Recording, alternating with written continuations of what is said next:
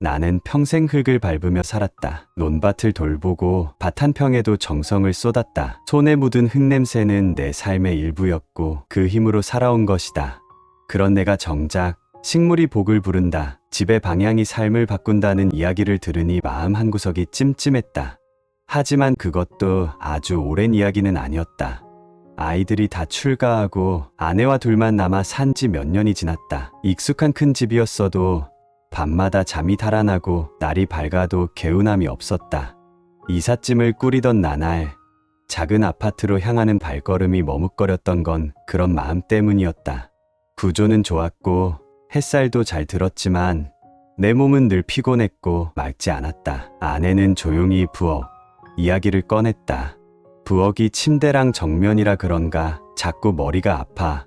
풍수에 대한 내 생각은 여전히 회의적이었다. 방이니 기운 흐름이니 하는 말, 그것들이 삶을 바꾼다고 누가 받아들인단 말인가 싶었다.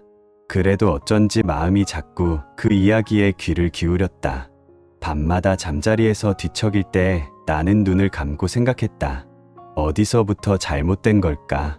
어느 날 나는 판을 갈아보기로 했다. 마음속 흐린 기운이 답답하던 그날 밤, 나는 단순히 침대만 돌린 것이 아니라 공간 전체의 흐름을 다시금 바라보기 시작했다. 먼저 침대 머리 방향부터 고쳤다. 햇살이 잘 드는 동쪽 벽 쪽으로 머리를 돌렸다. 그날 밤 오랜만에 오래 잤다. 어깨가 편해진 느낌이 들었고 아침에 눈을 뜬 후 허리 통증이 줄어든 것도 느꼈다. 그것이 계기가 되었다. 나는 다음 날 현관 앞에 둥근 잎을 가진 금전수를 하나 가져왔다. 금전이라는 말에 반신반의했지만 이사한 집의 입구에 놓고 마음속으로 속삭였다. 제발 좋은 기운이 들어오기를.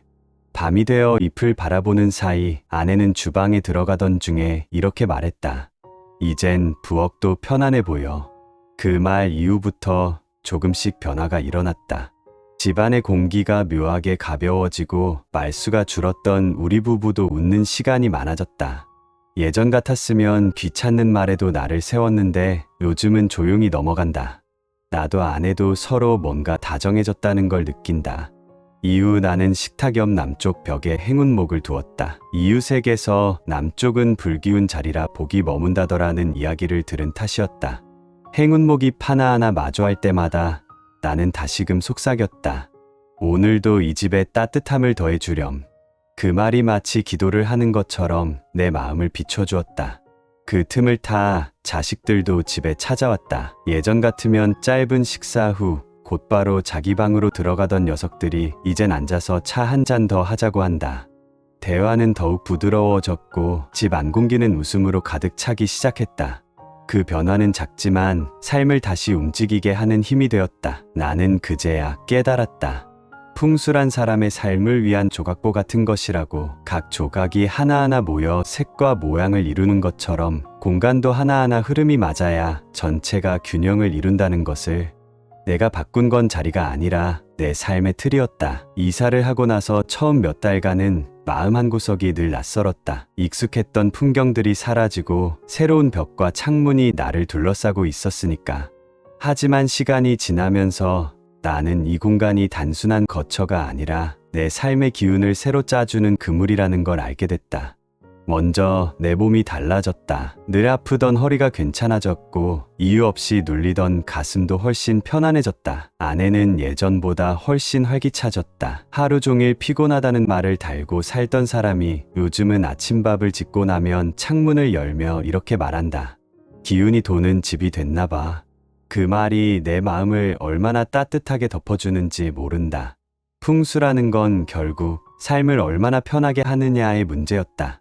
내가 바꾼 건 침대 방향, 화분 위치, 가구 재배치 같은 사소한 것들이었지만 그 사소한 변화들이 하나하나 모여서 내 삶을 다시 빚어냈다.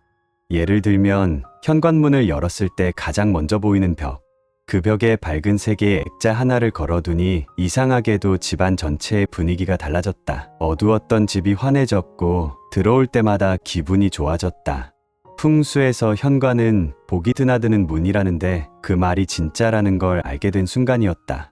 또 하나는 부엌과 화장실. 이 두 공간이 마주보는 구조였는데 풍수에서는 물과 불이 충돌한다고 하더라. 처음엔 무시했다가 자꾸만 아내가 속이 불편하다고 해서 부엌과 화장실 사이에 작은 가림막을 세웠다.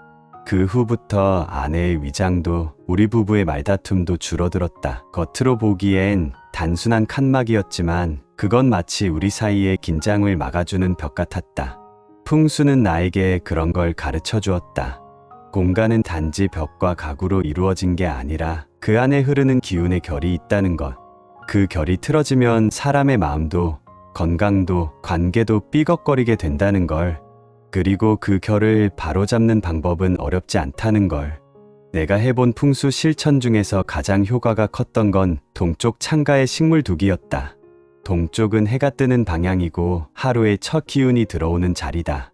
그 창가에 천냥금을 두었더니 아침에 일어나 커튼을 걷는 순간부터 기분이 달라졌다. 잎에 맺힌 물방울, 햇살에 비친 그림자, 그리고 싱그러운 냄새. 그 모든 게 하루를 다르게 시작하게 만들었다. 요즘은 하루가 참 조용하다. 예전 같으면 괜히 바쁘게 살았는데 지금은 식물 잎을 닦고 창문을 열고 햇살을 맞는 게 내 하루의 시작이다. 그리고 그런 조용한 흐름이 나를 더 깊고 단단하게 만들어준다. 나는 이제야 안다. 복이라는 건 갑자기 큰 돈이 들어오는 것도 아니고 특별한 행운이 생기는 것도 아니다. 복은 하루하루 내가 얼마나 편안한지, 얼마나 내 자리를 잘 가꾸는지에서 온다. 그리고 그 시작은 내가 사는 공간을 정리하는 데 있다. 이 글을 읽는 분들께 전하고 싶다. 혹시 요즘 몸이 무겁고 마음이 어수선한가? 그렇다면 먼저 자신의 방을 돌아보라. 침대 머리는 어느 쪽을 향하고 있는지, 창문은 얼마나 열리고 있는지, 현관 앞에는 어떤 기운이 들어오는지. 작은 변화 하나가 당신의 하루를 바꿀 수 있다. 그리고 너무 어렵게 생각하지 마시라. 풍수는 결국 편안함이다.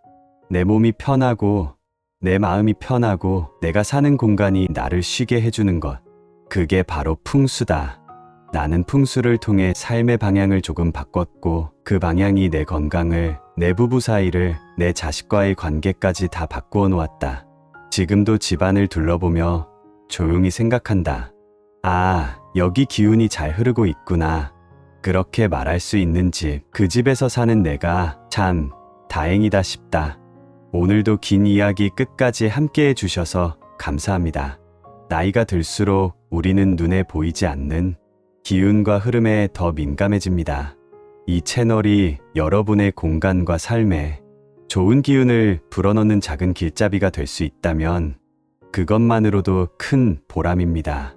믿을 수 있는 풍수 정보와 함께 삶의 지혜를 나누는 따뜻한 이야기로 늘 곁에 있겠습니다.